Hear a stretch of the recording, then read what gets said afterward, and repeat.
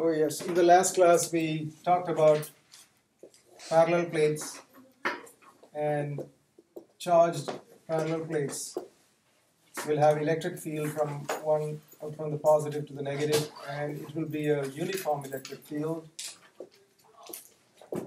right? And if you release a charge from here, it should be going there. If it's a positive charge, it goes along with the field. If it's a negative charge, it's going to go this way to the positive.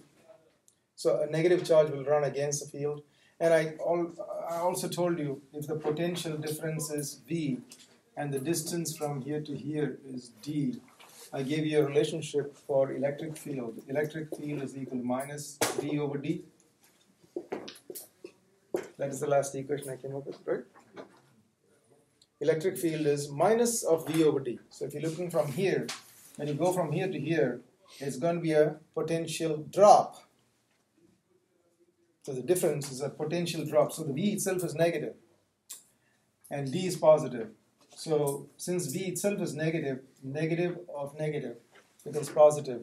So the electric field is in the positive direction, right? So whenever there's an electric potential drop, the field will go along that direction.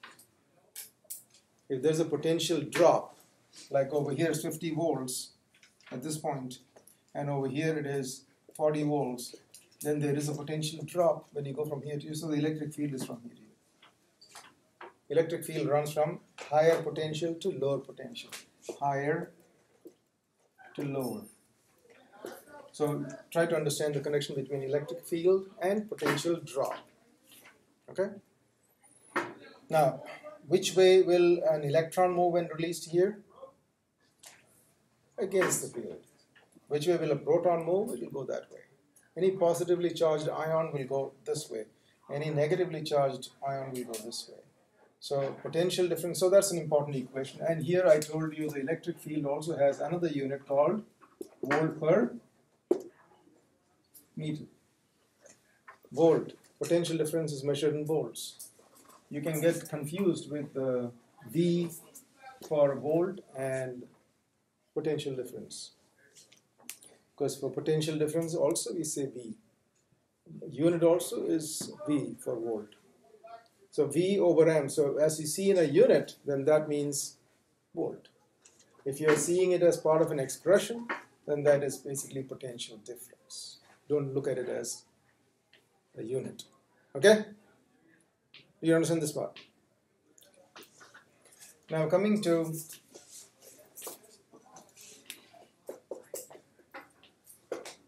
equipotentials. Equipotentials.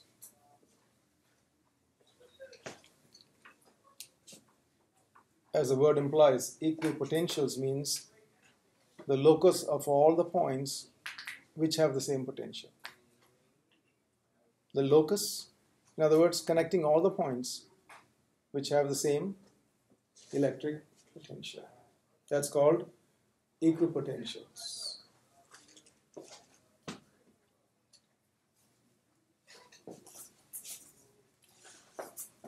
So if this is 50 volts and that is 40 volts, it's a uniform field, which means the potential gradient, potential drop is uniform as well. So guess what is the potential here? In the middle? It'll be 45. There's 50 here, 40 here, so that should be 45. What about here? 45, 45, 45, 45, 45, 45. If you connect all these points, you get a surface. And that surface is equipotential. So this line is an equipotential line. This is an equipotential line.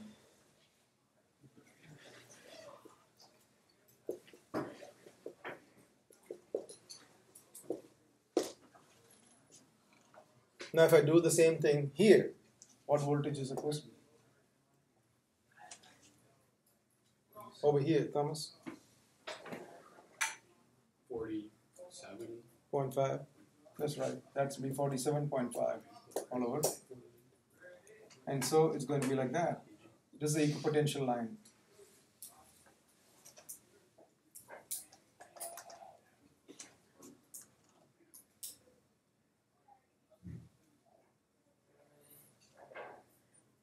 and over here is going to be 42.5.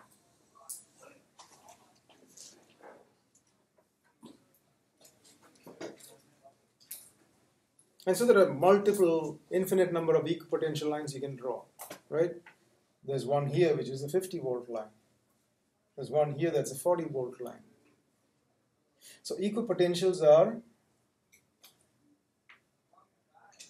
points joined together, and which are those points? They have the same potential, so that's why. So all over this line, the potential is supposed to be 42.5, 42.5 all over. 47.5, 47.5, and that's 45, 45, 45.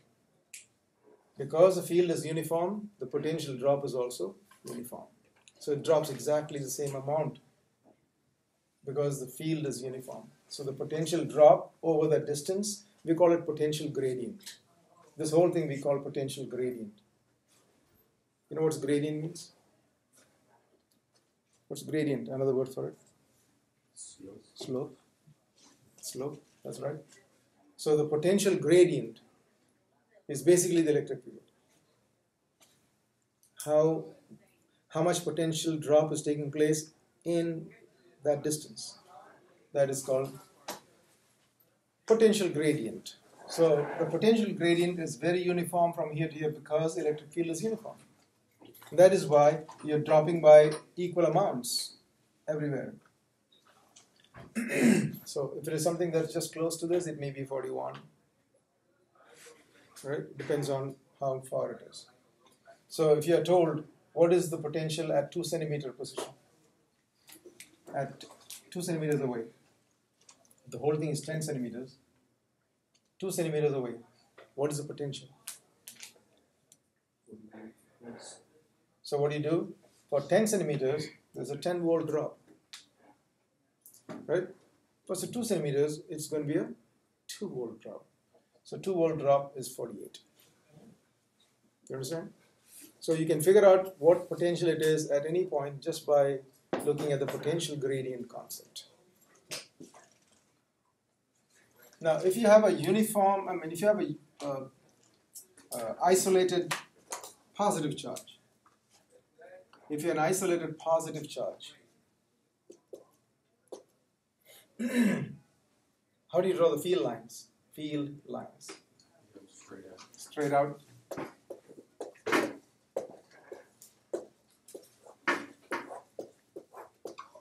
Is it uniform field? Yes. No, this is radial field. The field is strong here, the field is weaker here. You know, the field depends on the flux density. There's less flux here, there's more flux here. So the field is not uniform, it is radial. Whereas this is called a uniform field. How do you differentiate between uniform field and non-uniform field? Look at the lines are parallel. If the lines are parallel, they are uniform. Parallel and equidistant. This one, it's a radial field, it is not uniform. Okay? Now coming to potentials. How do you draw, what is the potential at this point? What is the potential at this point? If the distance from here is r, what is the potential at that spot? Yes, k, q over r. That's a potential at that spot. K, q over r. What about here?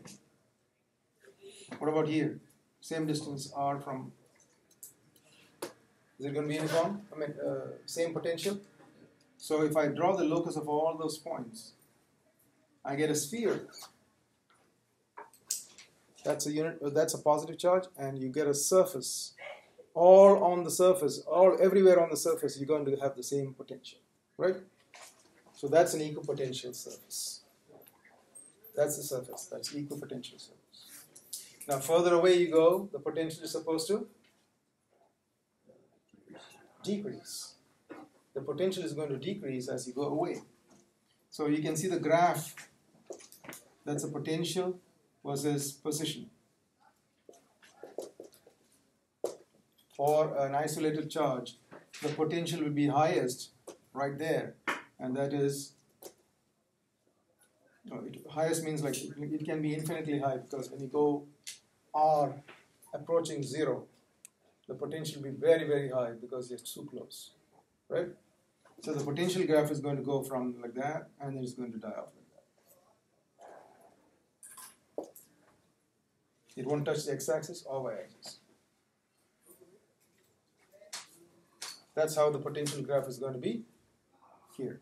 Y is not touching the y-axis because touching the y-axis means x is equal to 0, which means there is no distance between that point and the charged object, which means you're kind of merging it on.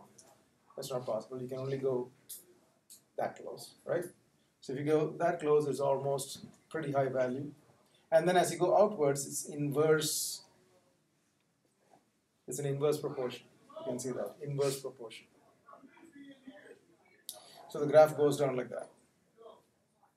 So the potential at R is something. So potential at R is something. And if you go one more R, is that. And if you go one more R, it's going to be that. So is the drop in voltage the same or different every time? It's different. So as you go further and further away, the drop will be tinier and tinier. So if I have to draw the potential here, the equipotential surface, you can draw one here. But what do you know about that potential? It's not going to be, it's going to be dropping from some value to some value. Let's call this 50 volts. Then this one is going to be like 30 volts. So that's 50 volts, and that's 30 volts. And you go further again. That's kind of 20 volts. So you can see the drop from here to here is 20. From here to here is 10 only. So if you draw one more, this one is probably a 20. So it's not going to die off very quickly. And as you go further and further away, it's going to fall. But how much fall is going on is lesser and lesser. So from here to here, there's so much drop. So if I'm going to draw potential lines for 50, 49, like that, it's going to be pretty crowded here, right? And less crowded here, and less crowded here, less crowded. It's kind of spaced out more. And one thing you notice over here is that the equipotential surfaces or lines are perpendicular to the electric field lines. Check that. The equipotential lines, you can write it down. The equipotential lines and the field lines are perpendicular to each other everywhere. The equipotential lines and the field lines are always supposed to be perpendicular to each other. So it's always going to be 90 degrees.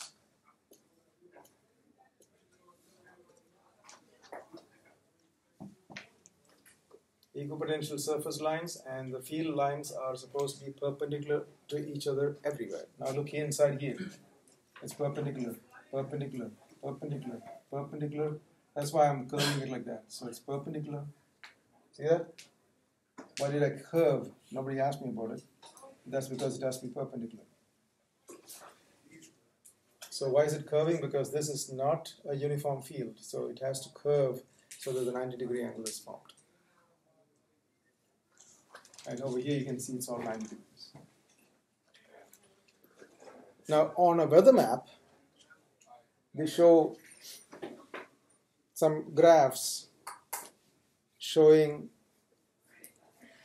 lines of the same pressure. Have you seen those weather maps?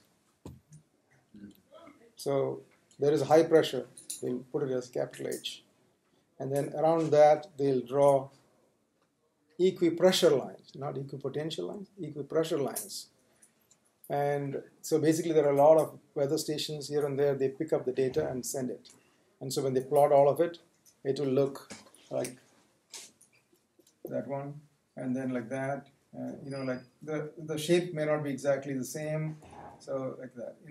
It is not a perfect circle because there are ups and downs So the pressures can change due to many reasons. So like that. So this is high pressure, and that's the lower pressure, that side. So which way is wherever the high pressure is, that's where it's going to push. Pressure is high and pressure is low. So which way is the wind going to move? It's going to move upwards. And then after some time, the thing changes over to like, and then finally it will be low. So the wind is actually going towards the low pressure. So when you have a low pressure, in other words, if you can measure the atmospheric pressure here, and if you see a low pressure, there is a greater chance of rain. You get it? There's more chance of rain if it's a low pressure. The reason? If it's a low pressure here, and there must be some high pressure around us, so there will be movement of clouds and everything to us. And when the clouds get together, that's when it can get saturated, and then you get rain. Now, if you're in a high pressure area, no chance of rain, because things are moving away from you. So there is no chance of rain. Okay? So equipotentials are clear? Equipotential surfaces are clear?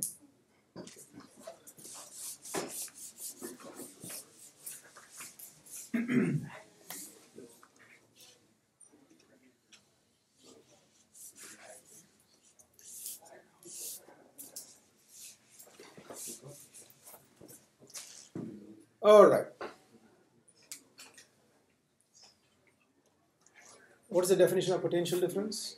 Once again, what is potential difference between 2 points? I already gave it to you last class. What is the potential difference? It's the amount of work done to take what? A unit positive charge from one point to the other. Right? The work done to take a unit positive charge from one point to other is the potential difference. If it's for positive 1 coulomb. But if it is not a positive 1 coulomb, but it is some Q, then how much work is needed?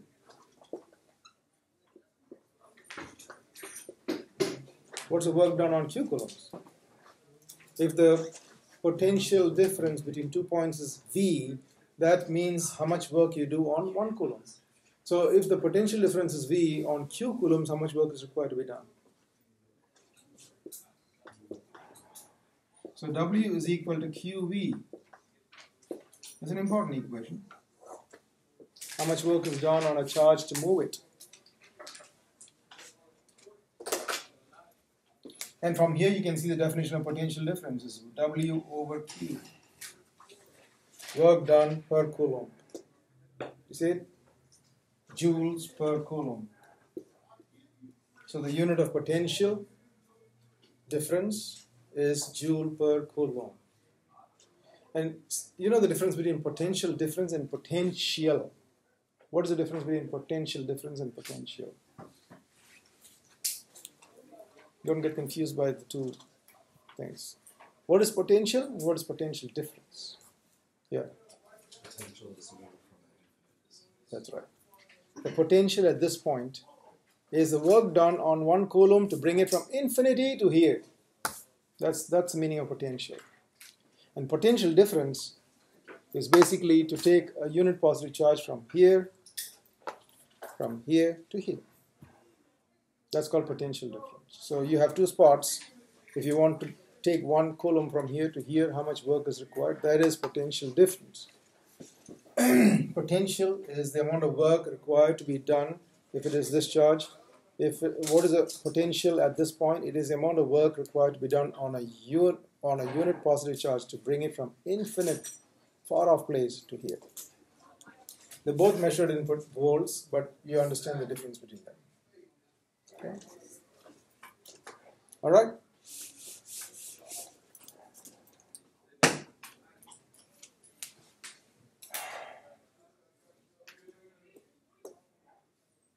Now, I'm going to put some points over here. So this is A, this is B, this is C, that is D, that is E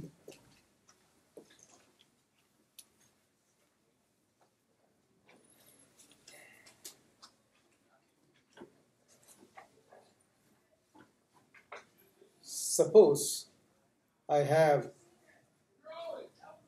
a charge at this point. If I have a charge at this point, let's say the charge is a positive charge, okay? Some positive charge, plus 3 nanocoulombs. The charge is sitting here, not sitting there, it is held over there.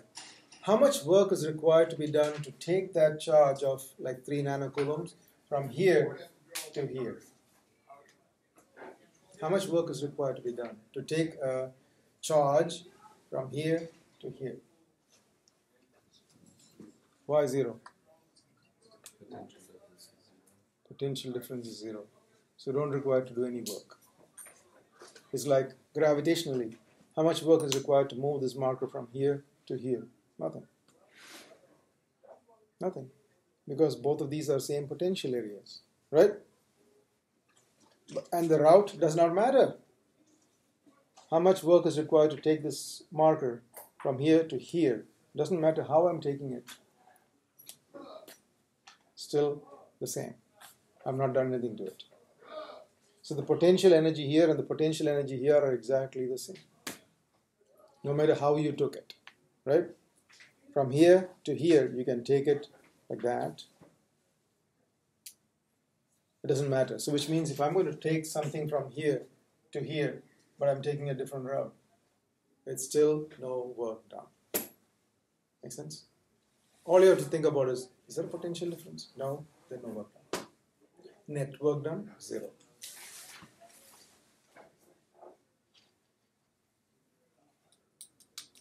Is work required to be done from here to here? Yes? Yeah. Work is required to be done from here to here because there is a potential difference. Is work required to be done from E to A? No, because they are along the same equipotentials. Write down. So if you're moving something along an equipotential line or surface, no work is involved. If you're moving something along an equipotential surface, no work is required to be done. So if you have equipotential surfaces like that, if you're going to take something from A to B, no work required to be done. But if you're going to take it from A to C, yes, you have to do some work. Okay? So understand this. If you're moving along an equipotential surface, no work is required. Work is required only if you are jumping through a potential. Work is required only if you have a potential difference. If the potential difference between A and B is 0, then typically no work done. Let it be any charge, doesn't matter. But potential difference is 0, so no work. Yeah? Clear?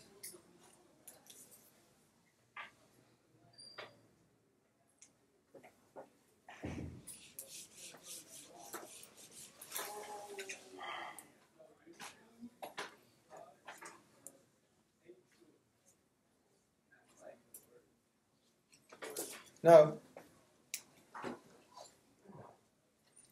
imagine there's a little hole here, and I release an electron through the hole. If I release an electron through the hole, what will happen to the electron? Go this way. And I want to find out how fast is it hitting this plate. Or if you make another hole here, how fast is that electron going to be ejected from here? So we want to know the speed. How fast? For that, what you need to do is, okay, the electron is going from here to here. Is work being done on the electron? How much work? QV. And you know the Q of electrons. So minus 1.6. You don't have to put the minus sign. Times 10 power. Negative 19. And what's the potential difference from here to here? 10. You don't have to bring the minus signs here, but if you bring the minus signs, then that's also going to be, yeah, that's 10 volts.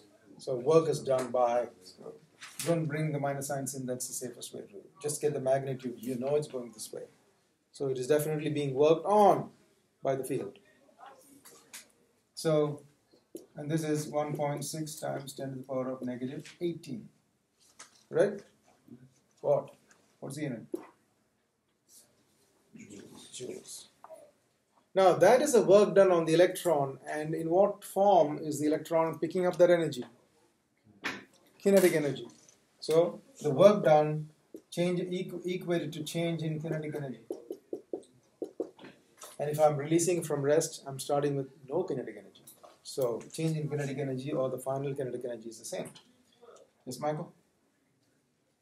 So what you do is work done is a change in kinetic energy. So work done is equal to half mv squared. And the mass of an electron is 9.11 times 10 to the power of minus 31 kilograms. That's the mass of an electron. It's always provided to you. That's the mass of the electron. So can you find out work done is equal to half mv squared? Can you tell me what is v? How fast is it moving by the time it goes from there to there? How fast is it moving?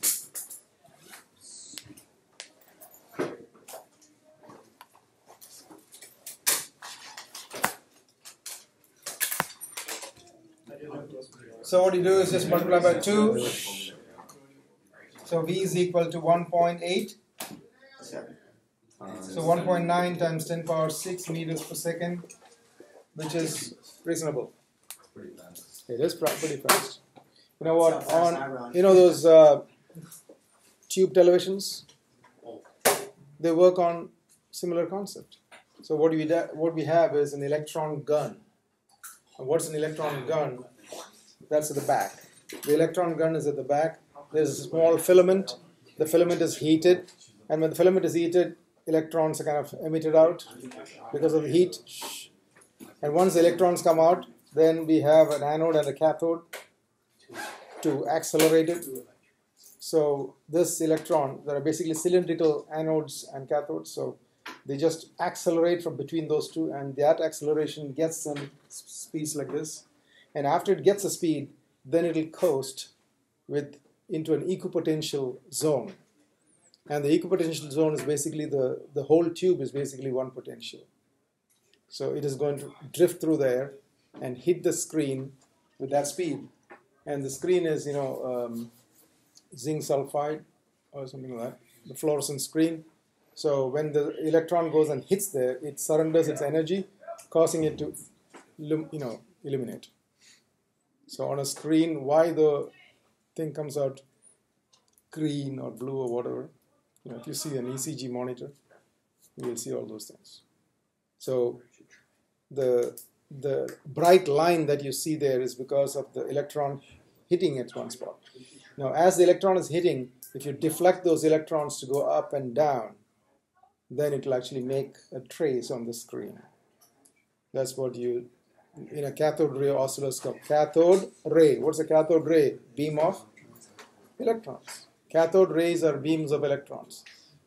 And cathode ray tube means you have a tube which is activated by electron beam, and that electron beam hitting the screen is what causes a picture. So it is made to scan the screen multiple times and then imprint. The intensities change, and therefore it creates a picture on the screen. It's more complicated on a color television. Yeah. You just said like a cathode ray, and it reminded me of I was reading this thing about a college student who got hit with the beam from a particle accelerator and went through his skull, but he survived. And it's it's the only case of it. So he's been they studied him and stuff, but it's one side of his face doesn't age, and it's paralyzed, but it doesn't age at all, and the other side aged super rapidly. Wow. And it's he got exposed to gray energy, which is supposed to kill you if it's between. An accelerated cathode ray is not supposed to cause that much of damage. Yeah, the damage will be there. Cells can be damaged, but I don't know if those consequences are going to be there. Maybe because once your brain is hit, The brain is what is mainly the CPU. It's just like It's a controller. It's exposed to like super intensified radioactive. For a longer time, then that can be a problem. It's like So one side is basically the brain itself. So one side of the brain is affected. So this side is connected to this side of the brain, and vice versa. So it's like between like 8 and 12 gray is like supposed to kill you, and he got exposed like to 2,000 gray, like, all really rapidly. maybe just a momentary thing. All right, let's keep going.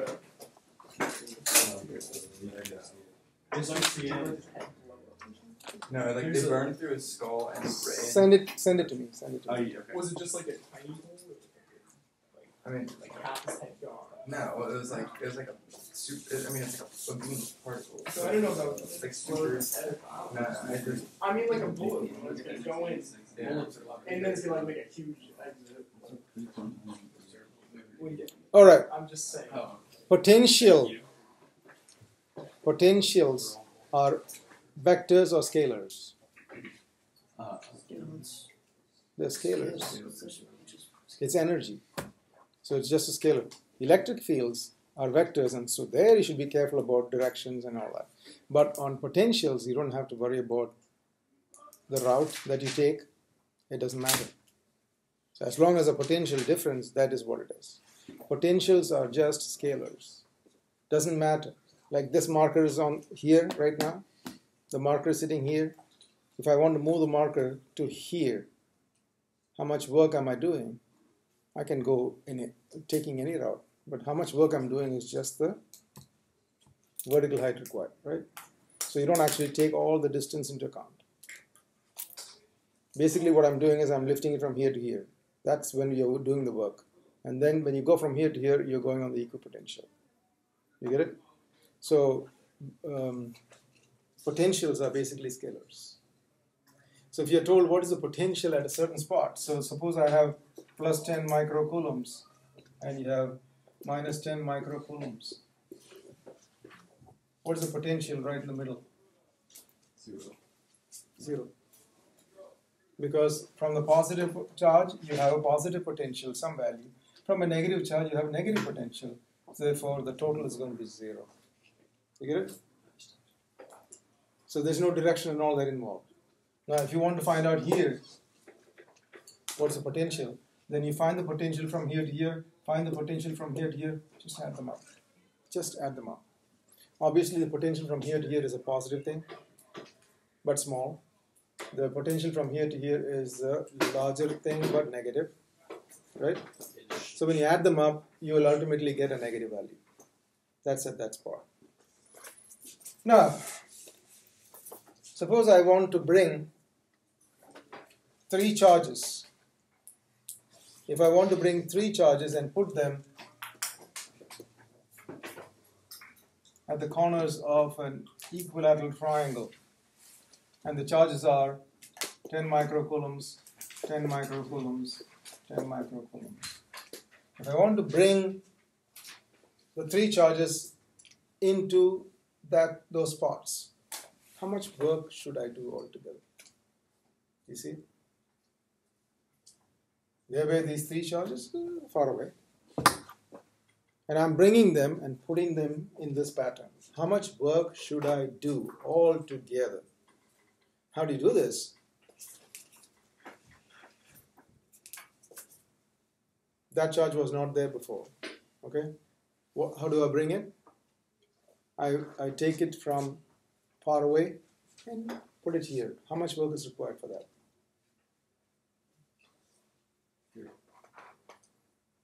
Zero. Because there's no potential difference. There was nothing here. It was blank. There was nothing here to start with. And I am bringing a 10 microcoulomb from far off place where the potential is 0. And what's the potential in this area? Also 0. There's nothing here. It's isolated. So to bring the first charge, I don't have to do any work. Is that clear? Obviously, I should have given you the distances. So let's say it's 50 centimeters, 50 centimeters, 50 centimeters. So To bring this in place, no work required. So let me call the work done as W1 plus W2 plus W3 equals W. So W is 0 for the first one. Now I want to bring the second 10 microcoulomb from infinity to where? Here. To bring the next one, do I have to do work? Yes. Because this is sitting here, there must be a potential at this location. And I'm going to do work against that. So what's the potential here?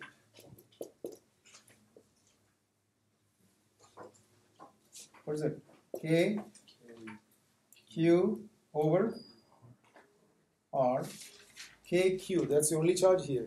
So at this point, the potential is KQ over R. Let me just call everything as Q, all right? Let me call everything as Q. So the potential here is KQ over R. And what am I bringing from? So this is a potential. So what's the potential difference from infinity to here? It's the same thing, right? Because at infinity, it is 0 potential. And here it is this. So what's the potential difference? KQ over R. Now how do you do the work on it? What is W2? W2 is QV. I just said, what is QV? The work done. Q, the Q that you're bringing is also capital Q. Same 10 microcoulombs. And you're bringing it from infinity to here. The potential difference is right there. So it will be Q times potential difference, which is Q times KQ over R. So that's going to be 2 KQ over R. That is my work done the second time. So to bring this one here, I had to do that much work. Oh, why is it? Okay. No one seems to be asking questions. No? All right. I had to put the 2 there because Q square. KQ square over R. That's KQ square over R. Now let's bring the last charge from infinity to here. Over here, is there a potential? Caused by what? Caused by this and this. So this Q over here is also causing a potential. How much is that? KQ. And this Q also is causing a potential here, which is KQ over R. So what's the total potential here? That's the total potential here. And now you want to bring another capital Q from infinity to right there. How much work needs to be done? W3. You're bringing this charge Q, and what's the potential difference from infinity to here?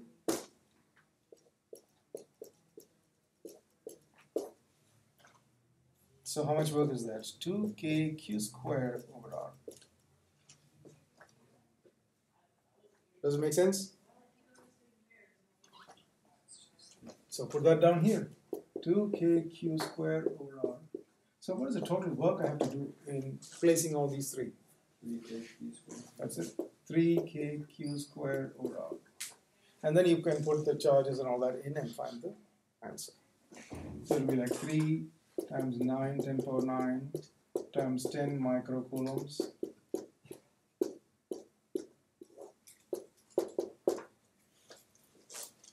That will be the total work required to be done. And how much is it? How many joules it is?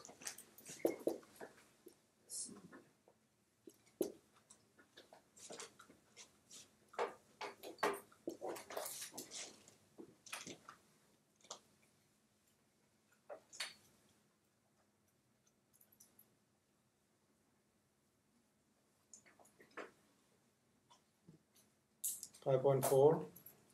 Exactly what I got. Exactly 5.4 I got 5.4 exactly. joules. Everyone's right.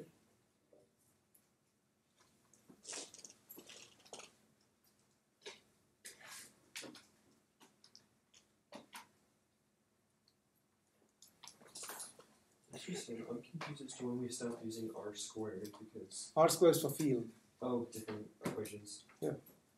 The only difference between potential and field is KQ over R squared, and this would be just KQ over R for potentials. So this is 10 power minus 5, square is minus 10, minus 10, and this goes to minus 1, and that will be 54 times 5.4. It's 5.4 joules.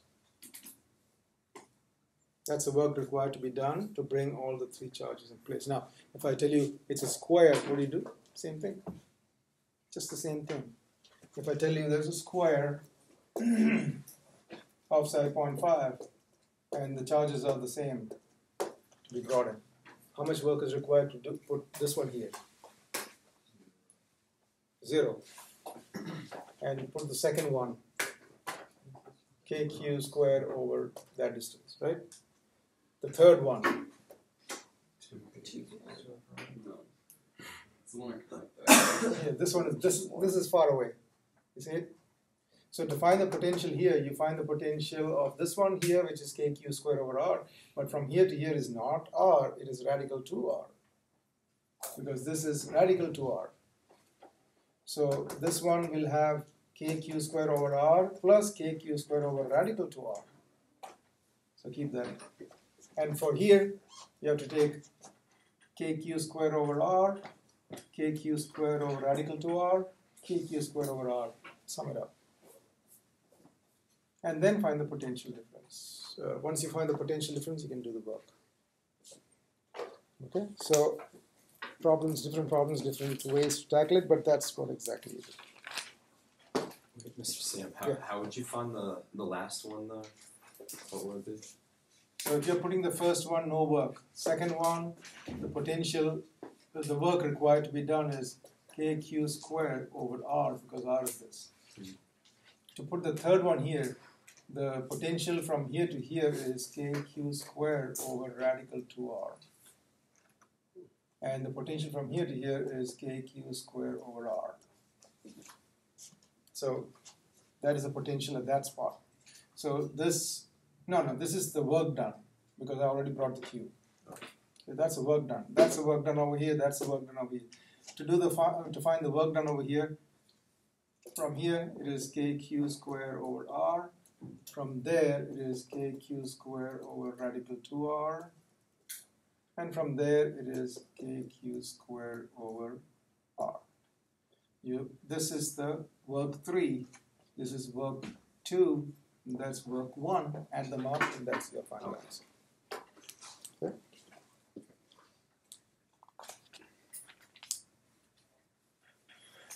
So, if a charge is moving from one spot to another spot, all you need to know is how much potential to how much potential. Okay.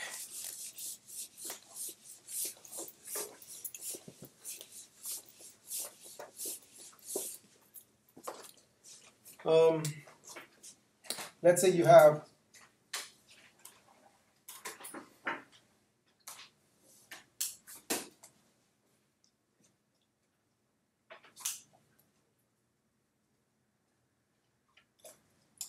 suppose you have a 10 microcoulomb charge here.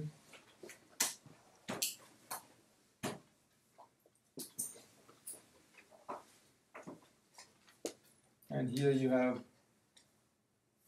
a 10 microcoulomb charge negative.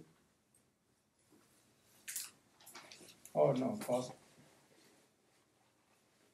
Yeah, 10 microcoulomb charge.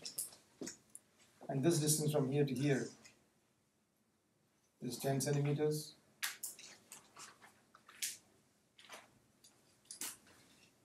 And you're going to release an electron from a height of, no, this is not 10, this.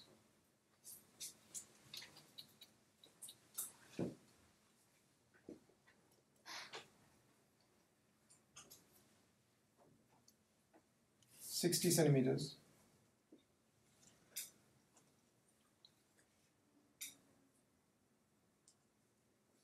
You're going to release an electron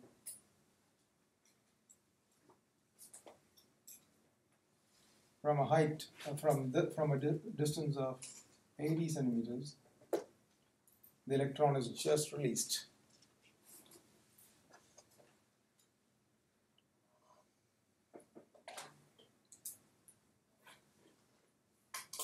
What will happen to the electron when it's released from there?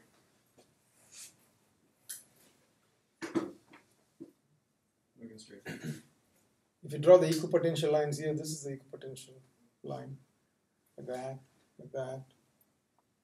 It's going to be curving around here and curving around there, right?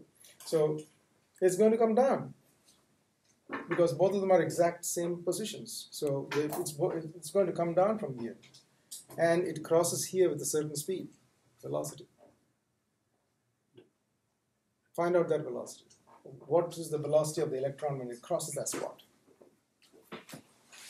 What is the velocity when it crosses this spot? Okay? Now, if your concepts are clear, then you should be able to work through this without any problems. This, no, this is not 80, this is 40. Okay. Got to change all this. That's 40 centimeters, this is 60 centimeters. So what is happening is the electron is actually moving from here through here. It's going to go down.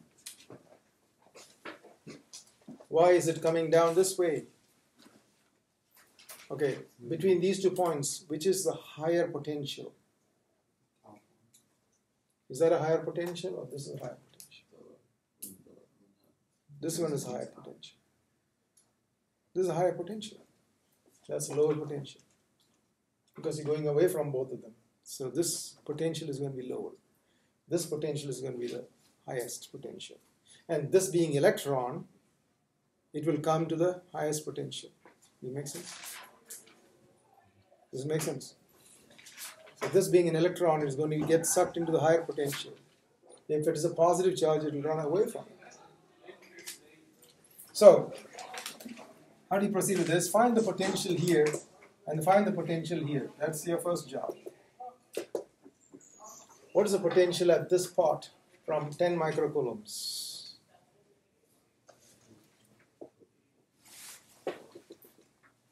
From this 10 microcoulomb, what is the potential there? It's KQ over 50. KQ over 0.5. KQ over 0.5. That's basically what it is. What about from here to there? Same. KQ over 0.5. Right? So it's basically twice. So the potential here is going to be KQ over 0.5 and then times 2. Because there are 2 of them. What about the potential here? It's KQ, this Q, over 0.3. And the whole thing times 2. Make sense? Because from here there is a potential, from here there is an equal potential, so times by 2. Same way from here to here there is a potential, from here to here the same potential, so multiply by 2. As I said, potential is a scalar, no sense of direction. You just add them up. If both are positive, just add them up. If one is positive, one is negative, then it will be 0. If one is positive, one is negative, it's going to be 0 here, 0 here, 0 here, 0 here, everywhere. But both are positives, and so the potential will be find something. What is the potential here? It's 4KQ, correct? What is the potential here?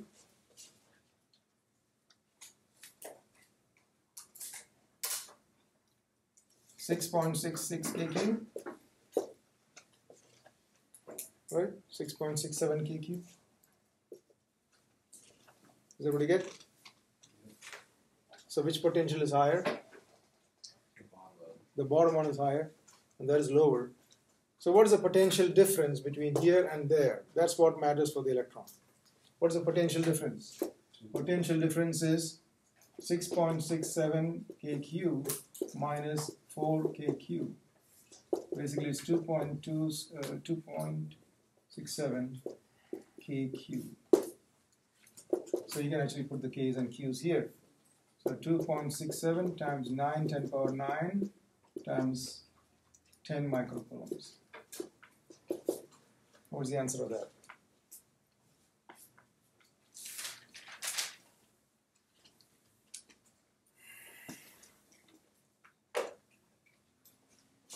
See, once you know the main concepts to work through these problems, all you need to know is, okay, it's going from here to here. What is the potential difference? Then I can find out. Yeah. Can I convert it into coulombs? Back from microcoulombs and go to coulombs? Yeah, you need to put in coulombs. Okay, yeah, thanks. 'Cause I got that's 2.4 times 10 to the 5th. 2.4. What? Just about 2.4 times 10 to the This is 10 power minus 5. 4. Okay. 10 power. 5th. That's a potential difference. And then go back to the other one. Work done is equal to the charge of the electron times potential difference. The charge of the electron is 1.6 10 power negative 19, and potential difference is 2.4 times 10 power of 5 volts. So that's the work done, and that work done is supposed to be half mv squared, so we can get the v. Proceed. Forget about the mass changes and all that because of high speeds, but that's the answer for velocity. Okay. One last thing. What is electron volt? Electron volt is a unit of energy.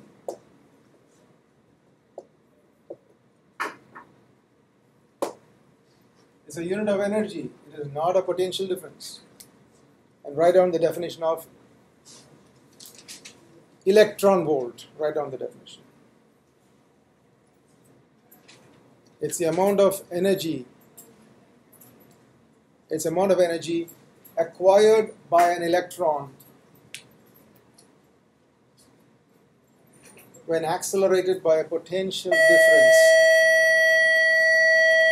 It's the amount of energy that is acquired by an electron when accelerated by a potential difference of 1 volt. So, potential difference 1 volt. So, how much work is done on 1 electron when accelerated by 1 volt? So, it's 1 electron, which is 1.6 times, so W is equal to QV. So 1.6 10 power minus 19 times V, which is 1 volt. So the work done will be 1.6 times 10 power negative 19 joule on each electron. And that is what we consider to be 1 eV.